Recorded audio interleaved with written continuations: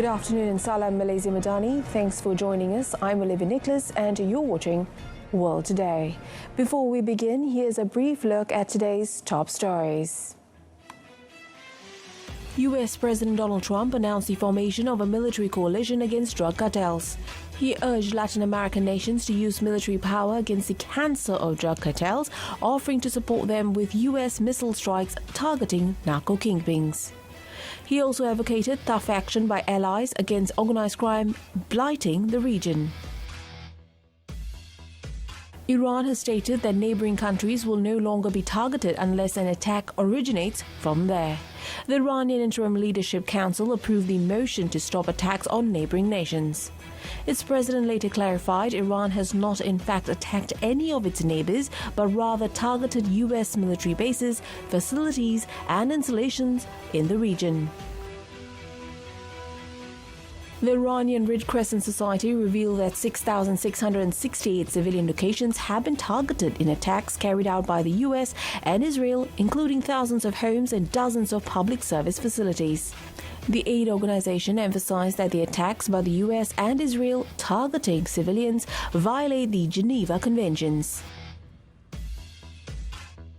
At least 41 people have been killed and 40 wounded in Israel air and ground raids on Lebanon's town of Nabichit in the eastern Bekaa Valley. The deaths included at least 3 Lebanese army soldiers and 1 member of the General Security Directorate. Airline company Emirates resumed flight operations at Dubai International Airport. After disruptions due to the conflict between US, Israel and Iran, Emirates expects to return to full flight capacity in the coming days. Emirates has operated some flights in recent days, but its latest announcements suggest it is moving toward regular operations. Myanmar on Saturday launched a sweeping fuel rationing system for private vehicles, blaming disruptions to the global energy supply chain caused by escalating hostilities in West Asia. Under a new even-odd licensing scheme, even-numbered plates will only be allowed to drive on even dates and odd-numbered plates on odd dates, while electric vehicles and electric motorcycles are exempt. Flash floods swept through Nairobi overnight on Friday, leaving at least 23 dead as rescue teams and police worked on Saturday to recover victims from submerged streets, collapsed structures and mangled vehicles. The flooding also caused disruptions at Nairobi's main airport, with aid workers warning that the death toll could rise as rescue operations continued across the city. A Long March 8-1 rocket was transferred to southern China in preparation for an upcoming mission. About 15 launch missions are scheduled for the Long March 8 series rockets this year. So far, it has successfully completed 7 missions, with its maiden flight conducted in February last year. Messi inches closer to another goal-scoring milestone following a 2-1 victory over DC United. He netted his 899th career goal, needing just 1 more to reach the 900th mark. It was also the Argentines' 80th goal for Inter Miami and the US Major League Soccer. Novak Djokovic rallied from a set down to beat Kamil Magnusrud and reached the 3rd round of the Indian Wells. The 38-year-old struggled to find rhythm from the baseline in the first set, but found greater consistency and potency in his ground strokes in the later stages. Djokovic is now 7-1 on the season and will next meet Alexander Kovacevic. And that was today's top news in a quick snapshot. Up next, the complete World Today Bulletin, bringing you the quintessential details.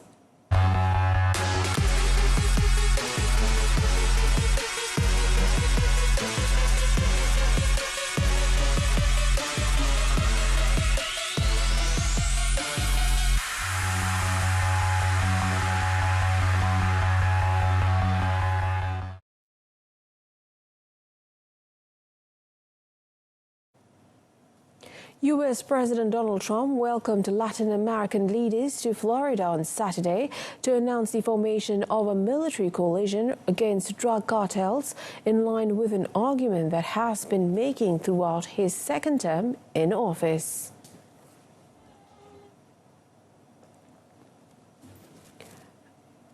Trump has cited drug cartels as a primary reason for ramping up his administration's involvement in Latin America, pressuring Venezuela over the past several months and seizing Venezuelan President Nicolas Maduro in January.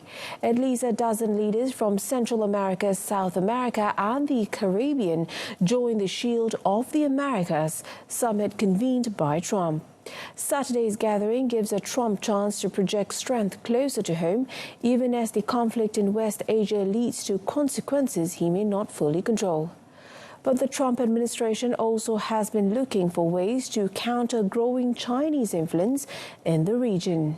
Saturday's summit took place as Trump prepares for talks with Chinese President Xi Jinping in Beijing at the end of March. The Trump administration hopes to pull Latin America closer to Washington after years of growing Chinese trade, lending and infrastructure investment in the region. In a separate development, President Donald Trump has blamed Iran for a deadly strike on a school in the southern Iranian county of Manab, an incident that has further intensified tensions in the region.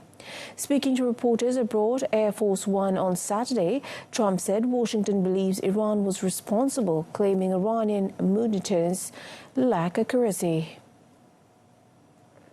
Iranian authorities, however, say the strike hit a girls' elementary school last Saturday, killing more than 150 people, most of them students. Neither the United States nor Israel has claimed responsibility for the reported attack, with U.S. officials saying the incident remains under investigation. Tehran, meanwhile, has blamed Washington.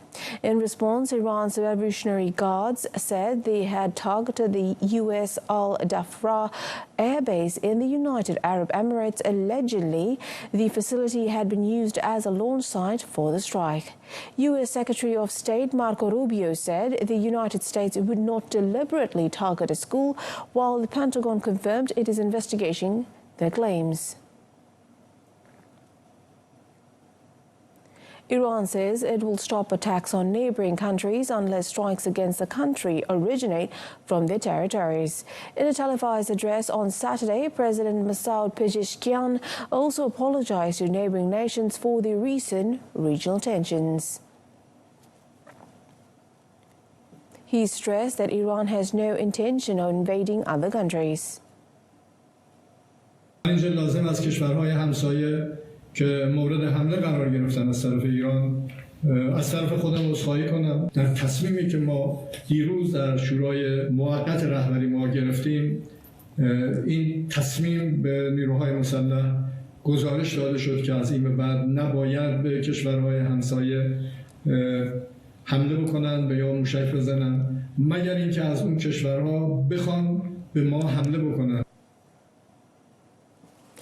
However, Pezeshkian rejected suggestions that Iran would surrender unconditionally.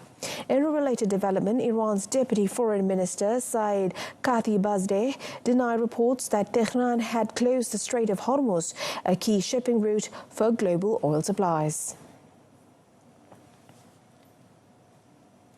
An assembly of experts is expected to convene within the next 24 hours to discuss the selection of a new supreme leader following the vacancy in the country's highest office. The development was confirmed by a member of the council who said the meeting could take place at any time. Regional media earlier reported that a closed-door session had already been held on Saturday. However, the meeting was reportedly unable to proceed fully due to concerns over possible attacks by the United States and Israel. This session is also believed to have discussed potential candidates said to have the backing of the Islamic Revolutionary Guard Corps. The Assembly of Experts, an influential body of clerics elected by the public, holds the authority to appoint a new supreme leader through a simple majority vote. The decision is expected to shape Iran's political and security direction as the country faces one of the most intense geopolitical pressures in its modern history. Iran's Supreme Leader Al-Khamenei was killed in a joint United States-Israel strike on the 28th of February. The Iranian Red Crescent Society said that 6,668 civilian locations have been targeted in attacks carried out by the U.S. and Israel, including thousands of homes and dozens of public service facilities. In a statement, the Iranian organization said the attacks by the U.S. and Israel struck a wide range of civilian infrastructure across the country. According to the statement, 5,535 residential buildings, 1,041 commercial units, 14 health centers, 65 schools and 13 facilities affiliated with the Red Crescent were among the locations hit. The organization also reported that numerous aid and rescue vehicles were damaged during the attacks, while several relief workers and Red Crescent staff members were injured. The statement emphasized that the attacks by the U.S. and Israel targeting civilians violate the Geneva Conventions. The Red Crescent Society is urging international institutions, humanitarian aid organizations, and human rights defenders to take urgent and effective measures to protect civilian lives while ensuring the safety of aid workers and guarantee respect for the rules of international humanitarian law.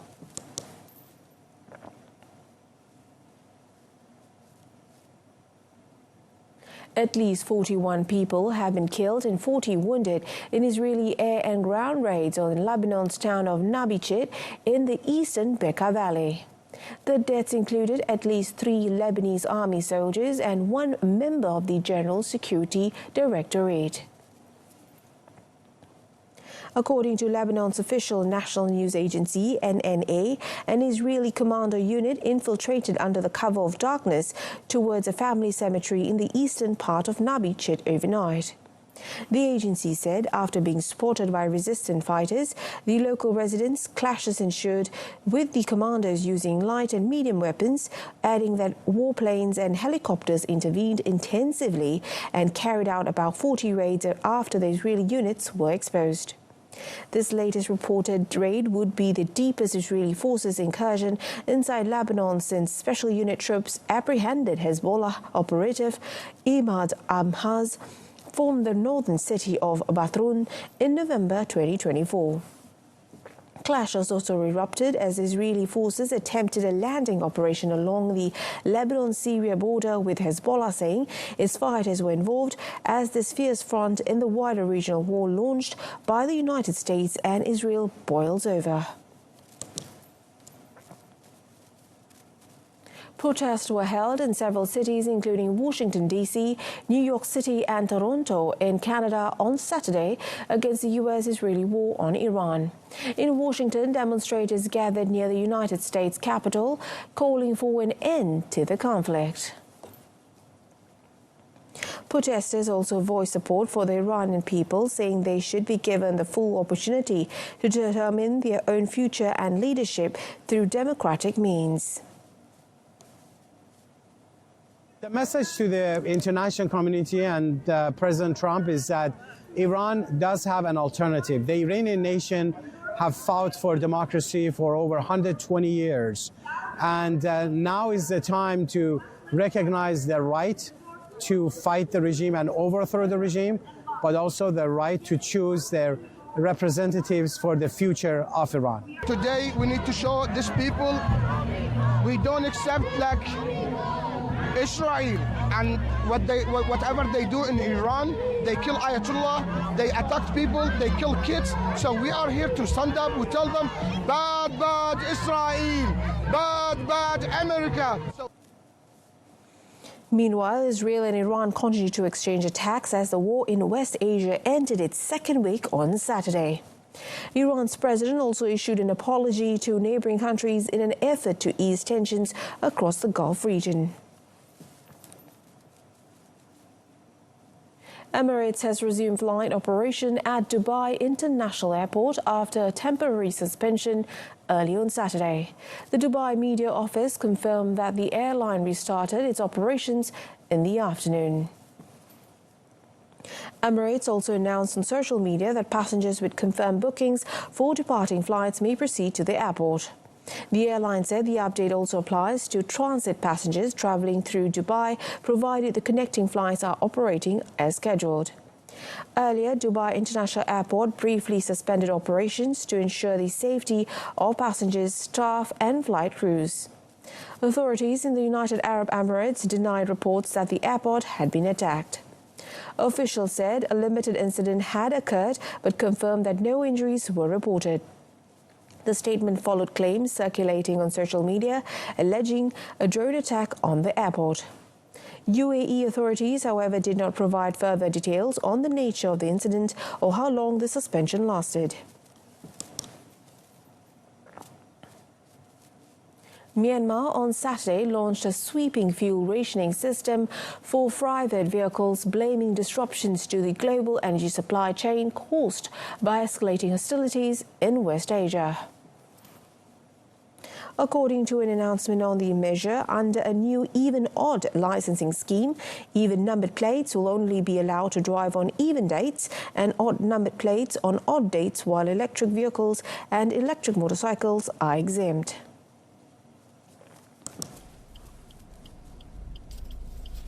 See, so done. You get a 2 year long area done. I'm going to see my city dancing with Teja. I know South African or season near CP90. CP90 2 year Yalo choose idea 95 million 92 million and pick on diesel away. Shedaro, Hobaga, Sebo Jaru 10 hours. You were seen on the pay water, Amadi, who are Nagano Chinara. Oh, Julia Baga, Nanyoni, Winomia Jare. The country's National Defence and Security Council warned businesses and individuals not to hoard fuel for resale at inflated prices, saying that violators would be prosecuted. Global shipping costs have surged amid an ongoing US and Israeli war against Iran and effective closure of the Strait of Hormuz, disrupting tankers bound for Asian ports. Indians are protesting against companies selling liquefied petroleum gas LPG on Saturday for raising their prices as US-Israeli war with Iran puts pressure on the global energy market. Companies in India raised the price of LPG, mostly used as a cooking fuel, for the first time in about a year as global prices surge with the war disrupting supplies from West Asia. Indian Oil Corp, the country's top refiner and LPG seller, has increased the prices of a 14.2 kg LPG cylinder in Delhi by 7% to 913 rupees. State refiners IOC, Bharat Petroleum Corp and Hindustan Petroleum Corp raised prices too. दिक्कत हो रही है रसोई पे मतलब फर्क पड़ रहा हर चीज महंगाई बढ़ती जा रही है हम लोग क्या करेंगे कैसे घर चलाएंगे India, the world's second biggest importer of LPG, last year consumed 33.15 million metric tons of cooking gas, a mixture of propane and butane, with imports accounting for about 2/3 of LPG consumption. West Asian LPG accounts for 85% to 90% of those imports. Flash floods swept through Nairobi overnight on Friday, leaving at least 23 dead as rescue teams and police worked on Saturday to recover victims from submerged streets, collapsed structures and mangled vehicles. Police trucks navigated waterlogged neighborhoods, retrieving bodies from debris-strewn alleyways and vehicles tossed aside in the deluge, while heavily affected Grogan Road and the surrounding industrial district. Vehicles were overturned or swept away, with some occupants unable to escape the flood waters. Local businesses were also severely impacted. Some food vendors said they lost their kiosks, including their stock, savings and earnings, adding that the water came so fast and they had no time to save anything. The flooding caused disruptions at Nairobi's main airport, with aid workers warning that the death toll could rise as rescue operations continued across the city. Some flights were also diverted due to the adverse weather conditions. According to the Kenya Meteorological Department, heavy rains are expected until Monday night. A Long March 8A carrier rocket was transferred to the launch pad at Hainan Commercial Spacecraft's launch site in southern China on Saturday for an upcoming mission. The Long March 8A carrier rocket, designed by the China Academy of Launch Vehicle Technology, CALT, represents a significant upgrade to the Long March 8 series. It successfully conducted its maiden flight on 11th of February last year. The rocket, 50.5 meters long with a takeoff weight of 371 tons, is capable of carrying up to 7 tons to a sun-synchronous orbit at an altitude of 700 km.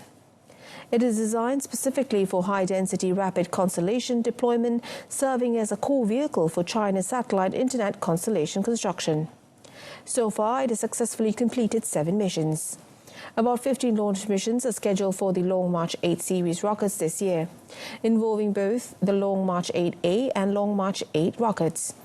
As a new generation medium-lift liquefied fuel carrier rocket, the Long March 8 series rockets have become the mainstay for China's low to medium orbit satellite launches since its maiden flight, thanks to its modular design, high cost effectiveness and rapid response capabilities. That wraps up World Today this time around. Wishing a happy International Women's Day to all the remarkable women out there, to the women who juggle countless roles, lead with resilience and grace. Today we celebrate you. Until next time, I'm Olivia Nicholas. Salam Malaysia Madani. Thanks for tuning in.